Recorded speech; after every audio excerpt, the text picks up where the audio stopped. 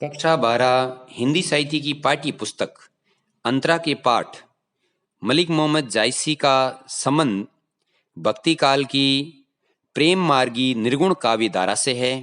इनका जन्म 1492 ईस्वी में उत्तर प्रदेश के अमेठी जिले के जायस क्षेत्र में होने के कारण इन्हें जायसी के नाम से जाना जाता है।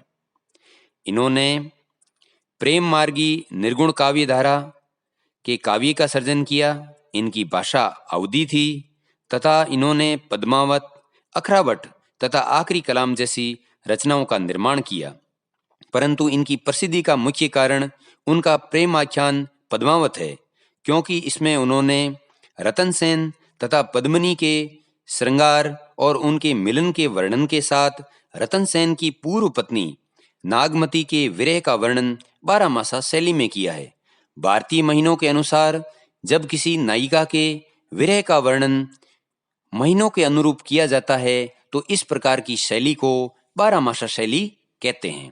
प्रस्तुत पाठ में 4 पद दिए गए हैं जिनका संबंध क्रमशः मार्गशीर्ष, पौष, माघ तथा फागुन के महीने से है।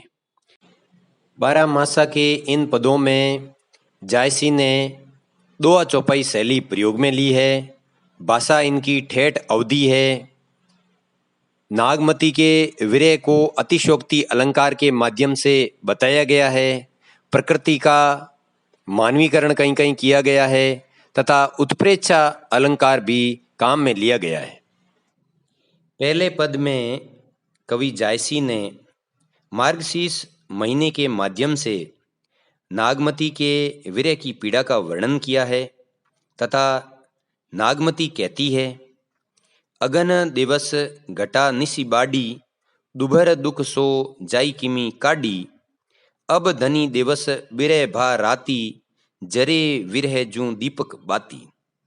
अगन मार्गशीर्ष के महीने में दिवस दिन घट जाता है, निसी रात्रि बाडी बढ़ जाती है, अर्थात दिन की अवधि घट जाती है तथा रात की अवधि बढ़ जाती है। दुभर कठिन, दुख सो दुख, किमी यानी कैसे, काडी यानी व्यतीत किया जाए, और इस स्थिति में नागमती के द्वारा विरह में समय व्यतीत करना और भी कठिन हो जाता है। अब धनी दिवस विरह भा राती, जरे विरह जूं दीपक बाती। धनी नायिका दिवस दिन, राति रात को, जरे जलती है विरह वियोग की अग्नि में।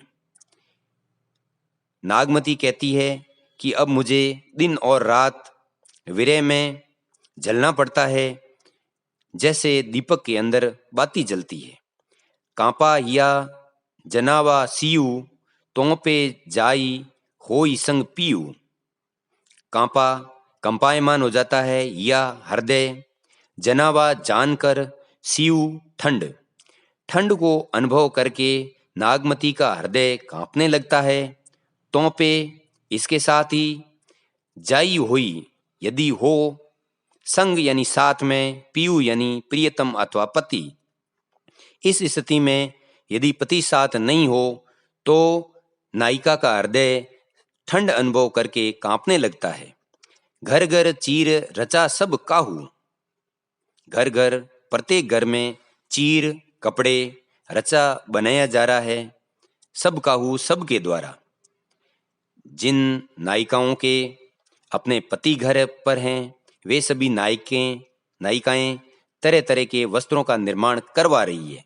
मोर रूप रंग लेगा नाहू, मोर मेरा रंग रूप ले गए, नाहू नाथ स्वामी, परंतु मेरे रंग और रूप को मेरे स्वामी अथवा पति लेकर चले गए हैं। पलटीना बहुरा गासो बिछोई, अबहु फिरे फिरे रंग सोई। पलटी लौटकर, बहुरा वापस, बिछो हुई विरह में, परंतु मुझे छोड़कर वो चले गए तथा वापस लौटकर नहीं आए। अबहु फिरे फिरी रंग सोई, अब उस रंग अथवा रौनक को वापस प्राप्त नहीं किया जा सकता जब तक कि उनके पति वापस नहीं आएंगे। आगे नायिका कहती है, सियरी अगनी बिरहनी हिय जारा, सुलगी सुलगी दग धे भे जारा। सियरी ठंड, बिरहनी विरह के कारण, हिय यानी हृदय, जारा यानी जल रहा है। एक और ठंड और दूसरी ओर हृदय में विरह की आग के कारण सुलग सुलग कर उसका शरीर जलकर राख बनने वाला है। यह दुख दगद न जाने कंतु, यह दुख और पीड़ा को कंतु यानी स्वामी अथवा पति नहीं जान पा रहा है। जोबन जरम करे भस्मंतु, जोबन यौवन अवस्था भस्मंतु भस्म कर रही है और इस कारण मेरा यौवन मेरे शरीर को भस्म करता जा रहा है। पियसो कहे उस संदेशरा ए भंवरा ए काग। अतः नायिका भंवरे और कौवे को संबोधित करते हुए कहती है कि पिय अर्थात पति को मेरा ये संदेशा कहना, सो धनी बिहरे जरी गई तय ही क धुआं हम लाग। धनी अथवा नायिका पत्नी विरह के कारण जरी यानी जल गई, तहिक उसका धुआं हम पर लाग, और नायिका के जलने के कारण जो धुआं निकला है उस धुएं के कारण हम काले हो गए हैं। इस प्रकार प्रथम पद में नागमती मार्गशीर्ष महीने के माध्यम से अपने विरह की बढ़ती हुई पीड़ा को बताती है। विरह के कारण उसका जो हृदय है वो दीपक में बाती की समान जलता है। उसका रंग रूप उसके पति लेकर चले गए हैं, इसलिए वो वस्त्र नहीं सिलाती है तथा लगातार उसका हृदय जल रहा है और यौवन उसके शरीर को भस्म कर रहा है। अतः नायिका चाहती है कि भंवरे और कौवों के माध्यम से ये संदेश उसके पति तक पहुंचे और पति को ये पता चले कि विरह के कारण उसका शरीर जल चुका है। कवि जायसी के द्वारा अगले पद में पौष महीने के माध्यम से नागमती के विरह का वर्णन करते हुए कहते हैं, पूस जाड़ थर थर तन कांपा, सूरज जड़ा ये लंक दिसी तापा। पूस पौष, जाड़ जाड़ा, थर थर तन कांपा। जैसे ही पौष महीना आता है जाड़ा पड़ने लगता है, जिसके कारण नागमती का शरीर कांपने लगता है। सूरज सूर्य जड़ाई चला जाता है, लंक दिशी दक्षिण दिशा में, तापा अर्थात सूर्य के दक्षिण दिशा में जाने के कारण गर्मी की मात्रा कम हो जाती है। बिरे बाडी भा दारुन सीऊ, कंपी कंपी मरो लहे हरी जीव। दारुन कठिन, मरो मर रही हूं। आगे नागमती कह रही है कि मेरा जो है विरह और कठिन होता जा रहा है इस सर्दी में, और कांपने के कारण ऐसा प्रतीत होता है मानो मेरे हृदय से जीवात्मा बाहर निकलने वाली है। कंत कहा हो लागो हीरे, कंत हे मेरे पति, लागो लग जाओ, हीरे यानी हृदय से। हे मेरे स्वामी तुम कहाँ हो, मेरे हृदय से लग जाओ। पंथ अपार सूझ नहीं नियरे, तुम मुझसे दूर हो। पंथ यानी रास्ता, अपार यानी बहुत लंबा है, सूझ दिखता नहीं है, नियरे यानी पास में, क्योंकि तुम मुझसे दूर हो और मुझे दिखाई नहीं दे रहे हो। सौर सुपेती आवे जूड़ी, जानऊ सेज हिबवंचल बूढ़ी। सौर ओढ़ने का वस्त्र, सुपेती हल्का प्रतीत होना, आवे जूड़ी ठंड लग रही है।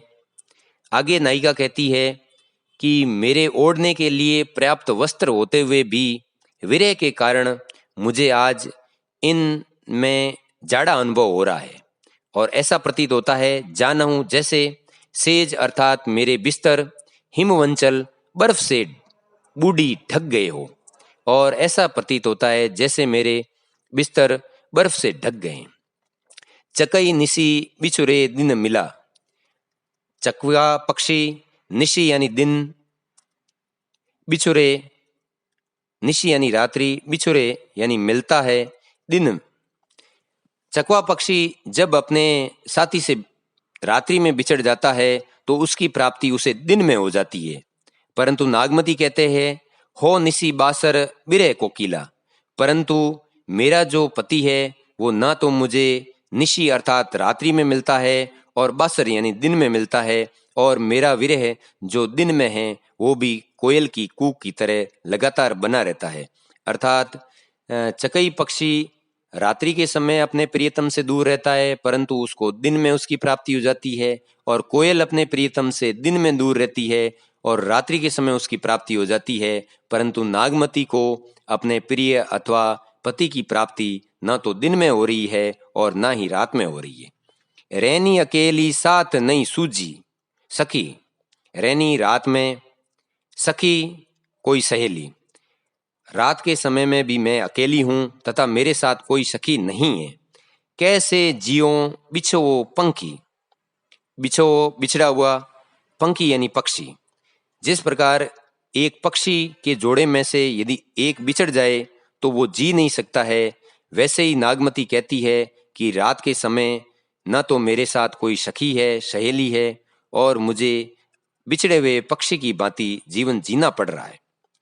विरह सेचान भवे तन चाडा, विरह वियोग की पीड़ा, सेचान बाज, भवे तन बन गया है, तन यानी शरीर, चांडा भोजन। मेरे शरीर के लिए विरह एक बाज पक्षी की भांति है और मेरा शरीर उसके लिए भोजन है। जियत खाई मुई नहीं छाड़ा, मुझे ये जीवित ही खा जाएगा, मुई यानी मरने तक, नहीं छाड़ा यानी नहीं छोड़ेगा। अर्थात विरह रूपी बाज पक्षी मेरा संपूर्ण भक्षण कर लेगा, अर्थात विरह में मेरा शरीर समाप्त हो जाएगा। रकत डरा माशु गरा, हाड भये शब शंख। रकत रक्त, डरा गिर गया, माशु माश, गरा गल गया, हाड हड्डियां, भय यानी हो गई, सब शंख अर्थात शंख के भांति खोखली। और विरह के कारण नागमती का खून सूख चुका है, उसका मांस गल गया है तथा हड्डियां खोखली शंख की भांति हो गई है। धनी सारस होई ररी मुई, आई समेट पंख। अतः नागमती कहती है कि इस नायिका का जो स्थिति है वो सारस की भांति है, कि सारस का जब जोड़ा उससे बिछड़ जाता है तो ररी यानी रोकर, मुई यानी वो मर जाता है दूसरा जोड़ा भी। अतः मैं भी अब आपके विरह में मरने वाली हूँ, और समेट पंख अर्थात आप आकर मेरे पंख समेट लेना। इस प्रकार दूसरे पद में जायसी के माध्यम से नागमती के पोष माह में पड़ने वाले जाड़े, और जाड़े के कारण उसके बिस्तर ऐसे प्रतीत होते हैं जैसे मानो वो बर्फ से ढक दिए गए हों। फिर नागमती अपने विरह को बाज पक्षी की भांति बताती है और ये कहती है कि मैं बिछड़े हुए सारस की भांति रो रो कर मर जाऊंगी जब तक आप नहीं आओगे। तीसरे पद में कवि ने माघ महीने का वर्णन करते हुए कहा है और नागमती के माध्यम से वर्णन किया है। लागऊ महा परे अब पाला, बिरह काल भयउ जड़ काला। लागऊ लगने पर, महा माघ महीना, परे यानी पड़ता है, अब पाला, जैसे ही माघ महीने की शुरुआत होती है पाला पड़ने लगता है। बिरह काला, विरह का जो ये काल है भयउ हो जाता है, जड़ काला मृत्यु के समान। पहल पहल तन रुई जो झांपे, हली हली अधिको हियो कांपे। विरह के कारण पहले से ही शरीर रुई के समान हल्का हो चुका है और अब शरीर सर्दी के कारण अधिक कांपने से हृदय कंपायमान हो जाता है। आई सूर होई तपूरे नाही, तेऊ बिनु जाड़ न छूटे माही। आगे नागमती कहती है कि सूर यानी सूर्य, तपूरे तप यानी गर्मी नाही, सूर्य के आने पर भी माघ महीने में गर्मी की अनुभूति नहीं होती है। तब नायिका कहती है, तई बिनु जाड़ न छूटई महा, तुम्हारे बिना हे पतिदेव मेरा जाड़ा है वो छूटने वाला नहीं है। ऐ मास उपजे रस मूलु, इस महीने में वनस्पति की जड़ों में रस का संचार होता है, परंतु मेरे लिए आप भंवरे के समान हो। तू सो भंवर मोर जोबन फूलू, मेरा जो यौवन है वो फूल के समान है और आप पतिदेव भंवरे के समान हैं, और मेरा रस का संचार तभी होगा जब आप मेरे निकट आएंगे। नैन चुवई जस माहुट नीरू, तई जल अंग लाग सर चीरू।